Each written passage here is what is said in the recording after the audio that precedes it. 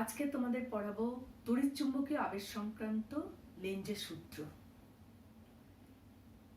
German বিজ্ঞানী H Lenz 1834 খ্রিস্টাব্দে তার এই সূত্র প্রতিষ্ঠা করেন। এর আগের ক্লাসে তোমাদের তড়িৎচুম্বকীয় আবেশ সংক্রান্ত ফ্যারাডের সূত্রগুলো পড়িয়েছিলাম। ফ্যারাডের দুটো সূত্র, আর আজকে পড়াবো তড়িৎচুম্বকীয় আবেশ সংক্রান্ত যে তৃতীয় সূত্র, লেঞ্জের সূত্র, সেটি।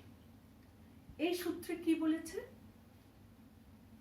যে কোনো তড়িৎচুম্বকীয় আবেশের ক্ষেত্রে আবিষ্ট তড়িৎ প্রবাহের অভিমুখ এইরূপ হবে যে যে কারণে তড়িৎ প্রবাহ আবিষ্ট হচ্ছে, আবিষ্ট তড়িৎ প্রবাহ সেই কারণকে বাধা দেবে।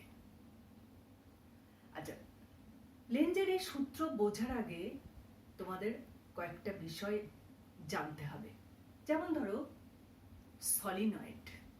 অবশ্য তোমরা এর আগে পড়েছো সলিনয়েড কি, তবু আমি একটু মনে করিয়ে দিচ্ছি তোমাদের যে তোমরা আগে জেনেছো যে কোনো পরিবাহীর মধ্যে দিয়ে তড়িৎ প্রবাহ পাঠালে ওই পরিবাহীর চারপাশে চৌম্বক ক্ষেত্র সৃষ্টি হয়। তাহলে ওই পরিবাহী যদি সলিনয়েড আকারে রাখা হয়, এবার সলিনয়েড কি? সলিনয়েড হলো কোনো অন্তরিত পরিবাহীকে চোঙের গায়ে এইরূপ ভাবে বৃত্তাকার পাকে জড়ানো হয় যে প্রতিটি বৃত্তাকার পাক, এই যে প্রতিটি বৃত্তাকার পাক যেন চোঙের অক্ষের সঙ্গে সমকোণে থাকে। তাহলে সেই চোঙাকৃতি পরিবাহী কুণ্ডলীকে বলা হয় সলিনয়েড। এবার দেখো, কোন একটা বৃত্তাকার পাকের মধ্যে দিয়ে যদি তড়িৎ প্রবাহ পাঠানো হয়, তাহলে সেই তড়িৎ প্রবাহ পাঠানোর ফলে তোমাদের আগেই বলেছি চৌম্বক ক্ষেত্র সৃষ্টি হয় পরিবাহীর চারপাশে। তাহলে বৃত্তাকার পাকের মধ্যে দিয়ে পাঠালে কিরূপ চৌম্বক ক্ষেত্র সৃষ্টি হয়? যদি একটা পাক তোমরা ধরে নাও, তাহলে বৃত্তাকার পাকের মধ্যে দিয়ে যদি চৌম্বক ক্ষেত্র তড়িৎ প্রবাহ পাঠানো হয়, তাহলে চৌম্বক ক্ষেত্র সৃষ্টি হয় এই যে এই পাশে বৃত্তাকার পাকের এক পাশে এন মেরু, এক পাশে এস মেরু তৈরি হয়। তাহলে সলিনয়েডের বৃত্তাকার পাক যদি সলিনয়েডের আকারে রাখা হয়, তাহলে তার এক পাশে হবে উত্তর মেরু, এক পাশে দক্ষিণ মেরু। এই যে এ পাশে হবে, এ পাশে উত্তর মেরু, এ পাশে দক্ষিণ মেরু। এখন প্রশ্ন হলো, কোন পাশের উত্তর মেরু হবে, কোন পাশের দক্ষিণ মেরু হবে? সলিনয়েডে যে কোনো দিকে তো আর হতে পারে না। দেখো,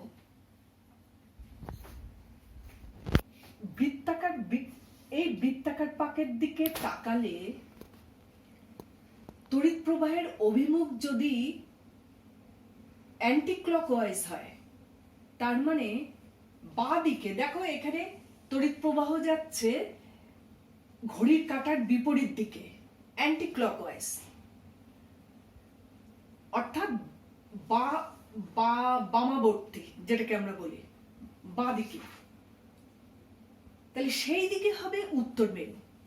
তাহলে যেদিক থেকে তাকালে প্রবাহের অভিমুখ ঘড়ির কাঁটার বিপরীত দিকে মনে হবে, বাঁ দিকে মনে হবে, সেই দিকে তৈরি হবে উত্তর মেরু। আর যেদিকে তাকালে তড়িৎ প্রবাহ ঘড়ির কাঁটার দিকে ক্লকওয়াইজ মনে হবে, অর্থাৎ ডান দিকে মনে হবে, সেই দিকে দক্ষিণ মেরু হবে। দেখো এখানে অ্যারো চিহ্ন দেওয়া রয়েছে, তড়িৎ প্রবাহ যাচ্ছে ঘড়ির কাঁটার দিকে, ডান দিকে। তাহলে ডান দিকে মনে হলে সেই দিকে হবে দক্ষিণ মেরু, এই যে। আর বাঁ দিকে অ্যান্টি ক্লকওয়াইজ তড়িৎ প্রবাহ হলে সেদিকে হবে উত্তর মেরু। তাহলে এইরকম যদি একটা সলিনয়েড আমরা নিই, তাহলে এই দিকে যদি উত্তর মেরু হয়, এই দিকে হবে দক্ষিণ মেরু। তাহলে সেই সলিনয়েডটা একটা দণ্ডচুম্বকের মতো কাজ করছে না? দেখো, দণ্ডচুম্বকের একদিকে যেমন উত্তর মেরু আর একদিকে দক্ষিণ মেরু থাকে, তেমনি সলিনয়েডেরও একদিকের উত্তর মেরু, একদিকে দক্ষিণ মেরু, ঠিক যেন একটা দণ্ড চুম্বকের মতো কাজ করে। তাহলে এবার দেখো, তড়িৎ চুম্বকীয় আবেশের ক্ষেত্রে দেখা যায় যে এই আমরা যে বৃত্তাকার কুণ্ডলী নিই, এই যে বৃত্তাকার কুণ্ডলী, সেখানে এর আগের দিন তোমরা দেখেছো যে কোনো চুম্বককে বৃত্তাকার কুণ্ডলীর কাছে নিয়ে আসলে বা দূরে সরালে ওই কুণ্ডলীতে চৌম্বক প্রবাহের পরিবর্তন হয় এবং চৌম্বক প্রবাহের পরিবর্তনের ফলে কুণ্ডলীতে তড়িৎচালক বল আবিষ্ট হয়, অর্থাৎ আমরা তড়িৎ প্রবাহ পাই। গত ক্লাসে তোমাদের বলেছিলাম যে এই আবিষ্ট তড়িৎচালক বলের কারণ কি? চৌম্বক প্রবাহের পরিবর্তন, চৌম্বক বলরেখা পরিবর্তন বা চৌম্বক প্রবাহের পরিবর্তন। তাহলে এতে যেই তড়িৎ প্রবাহ আবিষ্ট হবে, তার মানে এটা একটা সলিনয়েডের মতো কাজ করছে। তার একদিকে দক্ষিণ মেরু, একদিকে উত্তর মেরু তৈরি হবে এবং এটা তখন একটা চুম্বকের মতো কাজ করবে। যেমন দেখো, এই যে এইখানে আমরা একটা সলিনয়েড নিয়েছি, দেখো চোঙের আকারে বৃত্তাকার পাকগুলো রয়েছে, সুতরাং এটাকে আমরা একটা সলিনয়েড বলতে পারি। এবং এই সলিনয়েডের মধ্যে যদি তড়িৎ প্রবাহ পাঠানো হয়, দেখা যায় সলিনয়েড তখন চুম্বকের মতো কাজ করছে। দেখো তোমরা,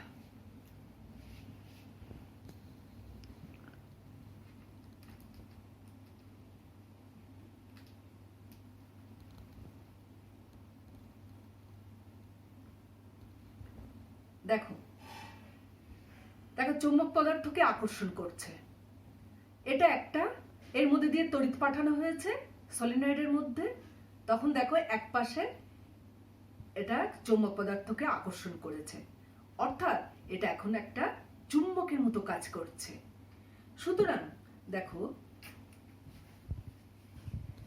এক্ষেত্রে গতদিন তোমাদের তড়িৎচুম্বকীয় আবেশের ক্ষেত্রে বলেছিলাম যে চুম্বককে ওই কুণ্ডলীর মধ্যে প্রবেশ করালে বা বাইরে নিয়ে আসলে ওই কুণ্ডলীতে একটা তড়িৎচালক বল আবিষ্ট হয় বা তড়িৎ প্রবাহ আবিষ্ট হয়।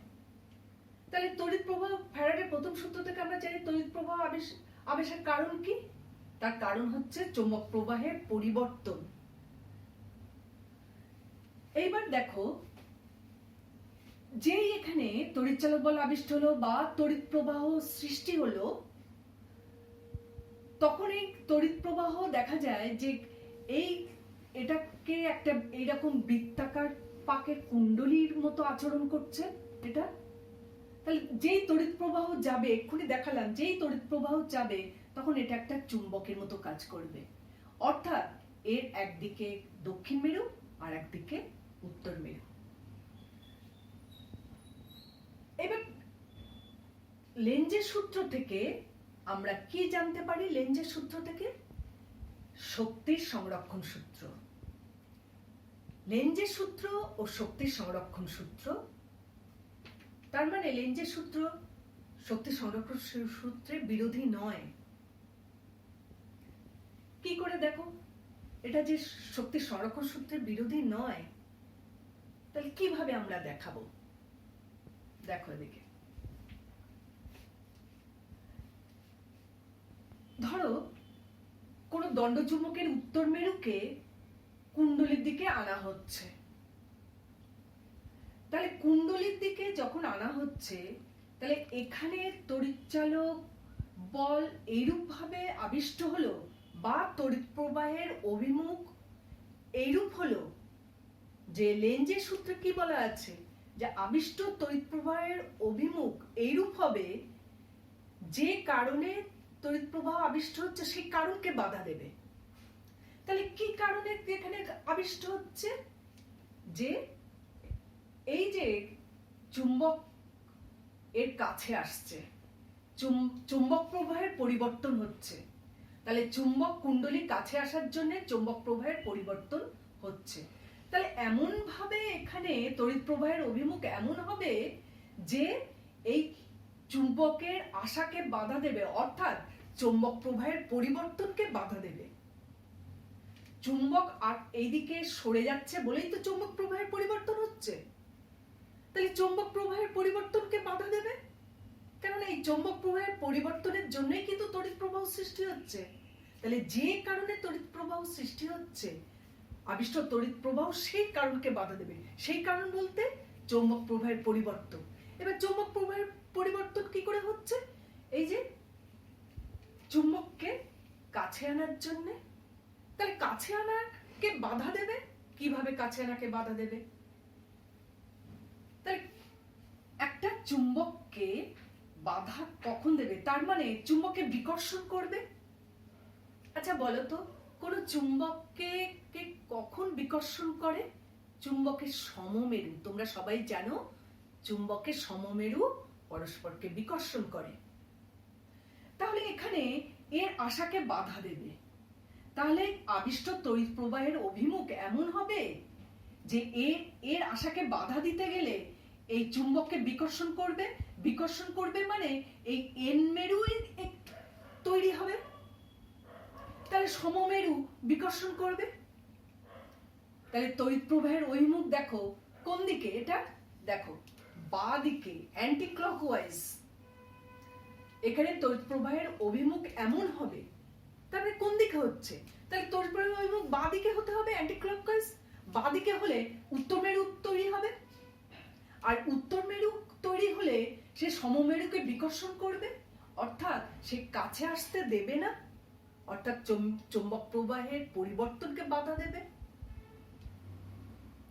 ঠিক দেখো, চুম্বককে এইবার যদি ধরো আগে তো ভেতর প্রবেশ করানো হলো, এইবার বাইরে আনা হচ্ছে।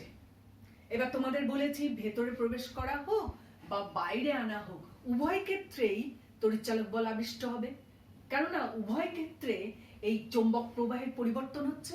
বাইরে আনতে গেলেও তো চৌম্বক প্রবাহের পরিবর্তন হচ্ছে।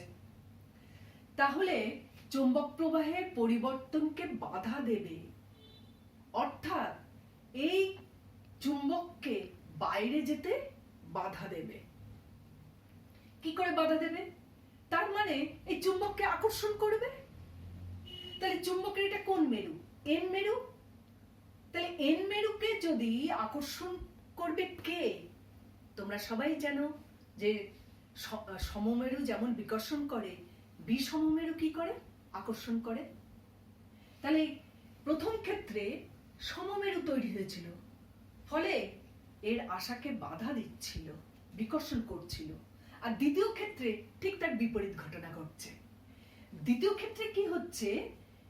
যখন চুম্বককে কুণ্ডলীর থেকে দূরে সরিয়ে নিয়ে আসা হচ্ছে, তখন দেখা যাচ্ছে তার দূরে সরাকে বাধা দিচ্ছে, অর্থাৎ চৌম্বক প্রবাহের পরিবর্তনকে বাধা দিচ্ছে।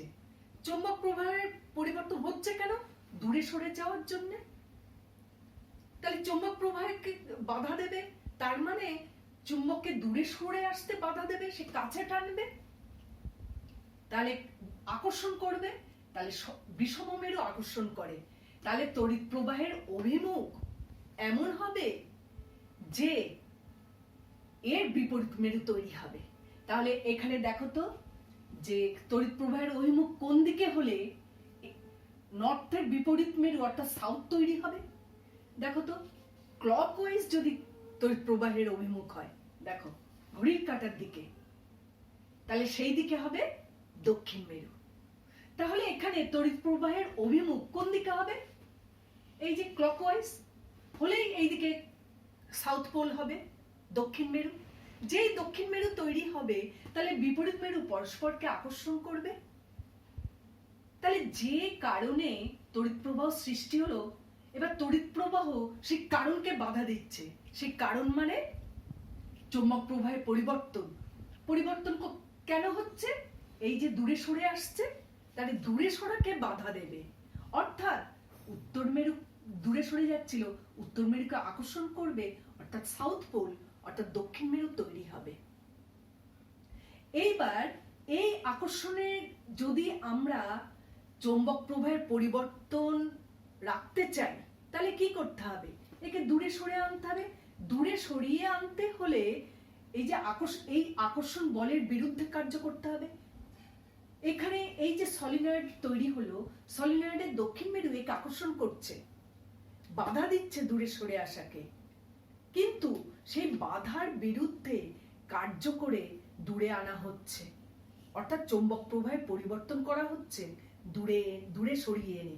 অর্থাৎ এখানে এই যে পরস্পরকে আকর্ষণ করছে, সেই আকর্ষণ বলের বিরুদ্ধে কার্য করা হচ্ছে, সেই কার্যটা তড়িৎ শক্তি রূপে এখানে সঞ্চিত হচ্ছে।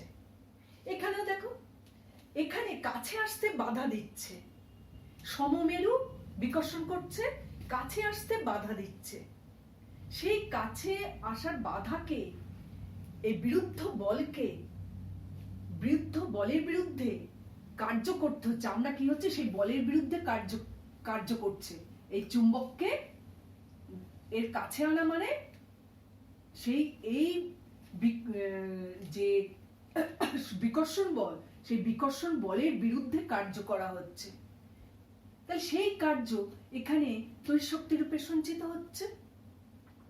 তাহলে দেখা যাচ্ছে যে আপনা আপনি কোনো তড়িৎ শক্তি এখানে সঞ্চিত হচ্ছে না।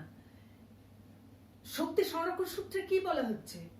যে এই মহাবিশ্বে মোট শক্তি নির্দিষ্ট, একে সৃষ্টি করা যায় না, ধ্বংস করা যায় না, শুধু এক শক্তি থেকে অপর শক্তিতে রূপান্তরিত করা যায়। এখানেও তাই হচ্ছে। এখানে দেখো, এই যান্ত্রিক কার্য করা হচ্ছে, এই চুম্বককে এই বিকর্ষণ বলের বিরুদ্ধে কার্য করা হচ্ছে। এখানে তাই এই আকর্ষণ বলের বিরুদ্ধে কার্য করে সরিয়ে আনা হচ্ছে। তাহলে দেখা যাচ্ছে এখানে যান্ত্রিক শক্তি ব্যয় করা হচ্ছে। এই যান্ত্রিক শক্তি এখানে তড়িৎ শক্তিতে রূপান্তরিত হচ্ছে। তাহলে শক্তির সংরক্ষণ সূত্র এখানে লঙ্ঘিত হচ্ছে না। তাহলে দেখা যায় আমরা লেঞ্জের সূত্র থেকে শক্তির সংরক্ষণ সূত্র ব্যাখ্যা করতে পারছি।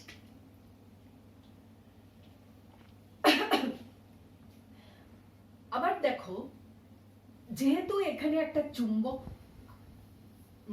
চুম্বকের মতো কাজ করছে, তাহলে এরও যেমন এই চুম্বকের বলরেখা, এখানেও এরও তেমনি বলরেখা তৈরি হবে। সেই বলরেখা এমন ভাবে তৈরি হবে, এর বিপরীত অভিমুখ এমন হবে বলরেখা, এর বিপরীত, সমান ও বিপরীত। তার মানে নিউটনের যে থার্ড ল, তৃতীয় গতিসূত্র, প্রত্যেক ক্রিয়ারই সমান ও বিপরীত প্রতিক্রিয়া রয়েছে, সেটাও এখানে মানছে। তার মানে এখানে যে আমরা যে চৌম্বক ক্ষেত্র পাচ্ছি, সেই চৌম্বক ক্ষেত্র এই ক্ষেত্রে সমান ও বিপরীত। তাই সমান ও বিপরীত বল, চৌম্বক বল এখানে আমরা পাচ্ছি। তাহলে নিউটনের তৃতীয় গতিসূত্র মান্য করছে এখানে। তাহলে লেঞ্জের সূত্র থেকে আমরা কি জানতে পারছি? এটা শক্তির সংরক্ষণ সূত্র মান্য করছে, নিউটনের তৃতীয় গতিসূত্র মান্য করছে। আচ্ছা, আমরা দেখেছিলাম যে তড়িৎচুম্বকীয় আবেশের ক্ষেত্রে ফ্যারাডের সূত্র থেকে আমরা জানতে পেরেছিলাম যে তড়িৎচালক বল আবিষ্ট বা তড়িৎ প্রবাহ আবিষ্ট হওয়ার কারণ, প্রথম সূত্র। দ্বিতীয় সূত্র থেকে আমরা জেনেছিলাম যে আবিষ্ট তড়িৎচালক বলের মান। আর তৃতীয় সূত্র অর্থাৎ এই লেঞ্জের সূত্র থেকে আমরা কি জানতে পাচ্ছি? আবিষ্ট তড়িৎ প্রবাহের অভিমুখ। আবিষ্ট তড়িৎ প্রবাহের অভিমুখ কিন্তু ফ্যারাডের সূত্র থেকে আমরা জানতে পারিনি। আমরা লেঞ্জের সূত্র থেকে আমরা জানতে পারছি আবিষ্ট তড়িৎ প্রবাহের অভিমুখ কোন দিকে হবে। যেমন এই দুই ক্ষেত্রে আমরা কি বুঝতে পারছি? তড়িৎ প্রবাহের অভিমুখ এমন দিকে হচ্ছে যে একে চুম্বককে দূরে সরিয়ে নিয়ে যাওয়াকে বাধা দিচ্ছে। অর্থাৎ এক্ষেত্রে ক্লকওয়াইজ হচ্ছে তড়িৎ প্রবাহের অভিমুখ, যাতে দক্ষিণ মেরু হয়। এক্ষেত্রেও তেমনি দেখো, তড়িৎ প্রবাহ অভিমুখ কোন দিকে হচ্ছে? অ্যান্টি ক্লকওয়াইজ, ঘড়ির কাঁটার বিপরীত দিকে, যাতে একে কাছে আসাকে বাধা দেয়, চৌম্বক প্রবাহের পরিবর্তনকে বাধা দেয়। অর্থাৎ চৌম্বক, যে কারণে লেঞ্জের সূত্র তোমাদের আরেকবার বলছি, যে কোনো তড়িৎচুম্বকীয় আবেশের ক্ষেত্রে আবিষ্ট তড়িৎ প্রবাহের অভিমুখ এমন হবে যে কারণে তড়িৎ প্রবাহ আবিষ্ট হচ্ছে সেই কারণকে প্রবাহ বাধা দেবে। তাহলে এমন ভাবে এখানে অভিমুখ তৈরি হচ্ছে যে এর কারণকে বাধা দিচ্ছে, অর্থাৎ কারণ বলতে কোনটা?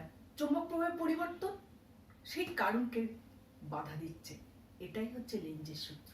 আবার আমরা দেখলাম লেঞ্জের সূত্র থেকে শক্তির সংরক্ষণ সূত্র লঙ্ঘিত হচ্ছে না। দেখা যাচ্ছে যে আপনা আপনি এখানে তড়িৎ শক্তি তৈরি হচ্ছে না, এখানে কিছু যান্ত্রিক কার্য করতে হচ্ছে। এক্ষেত্রে আকর্ষণ বলের বিরুদ্ধে, এখানে বিকর্ষণ বলের বিরুদ্ধে একে আসতে বাধা দিচ্ছে এই চুম্বককে। সেই বিকর্ষণ এমন ভাবে এখানে মেরু তৈরি হয়েছে, এ সমমেরু, যে একে বিকর্ষণ করছে। সেই বিকর্ষণ বলের বিরুদ্ধে কাছে সরিয়ে আনা হচ্ছে এই যান্ত্রিক শক্তি এখানে তড়িৎ শক্তিতে রূপান্তরিত হচ্ছে। তার মানে শক্তি সংরক্ষণ সূত্র এখানে মানা হচ্ছে, লঙ্ঘিত হচ্ছে না। এটাই লেঞ্জের সূত্র। তাহলে আজ এইটুকু থাক তড়িৎচুম্বকীয় আবেশ সংক্রান্ত। তাহলে আমরা কি পড়লাম? 3টে সূত্র আছে, ফ্যারাডের 2টো সূত্র, প্রথম দ্বিতীয়, আর তৃতীয় সূত্রটা হলো লেঞ্জের সূত্র। এর পরের দিন আমরা কি পড়ব? তড়িৎচুম্বকীয় আবেশের ব্যবহার, প্রয়োগ, সেটা আমরা আগামী ক্লাসে দেখব, পড়ব।